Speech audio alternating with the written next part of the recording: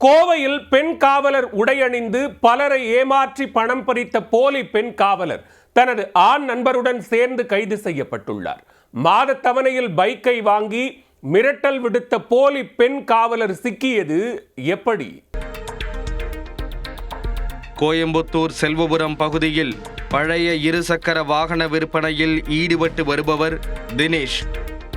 இவரிடம் கடந்த ஆண்டு டிசம்பர் மாதம் வெரைட்டி ஹால் காவல் நிலைய பெண் காவலர் என கூறிக்கொண்டு அம்பிகா என்பவர் இருசக்கர வாகனத்தை மாத தவணைக்கு வாங்கியிருக்கிறார்.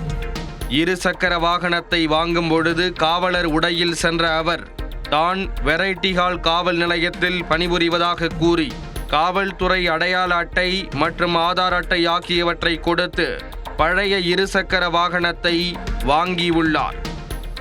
இருசக்கர வாகனத்தை வாங்கிய பின் 3 மாதங்கள் மட்டும் மாத தவணை செலுத்திய அவர் பின்னர் மாத தவணையை செலுத்தவில்லை. இது குறித்து தினேஷ் கேட்டபோது மாத தவணை கேட்டு போன் செய்யக்கூடாது என அவரை மிரட்டியுள்ளார்.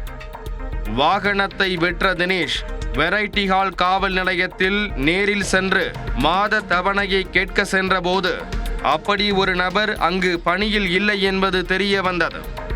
இது குறித்து செல்வபுரம் காவல் நிலையத்தில் வாகன விற்பனையாளர் தினேஷ் புகார் அளித்தார்.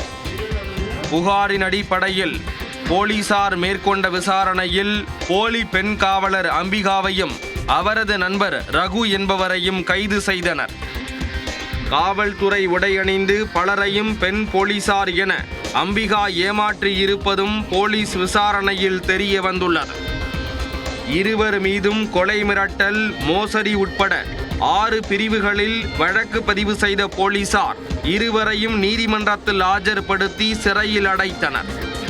போலி பெண் காவலர் அம்பிகாவிடம் இருந்து காவலர் உடை, காலணி உள்ளிட்டவற்றையும் போலீசார் பறிமுதல் செய்து தொடர்ந்து விசாரித்து வருகின்றனர்.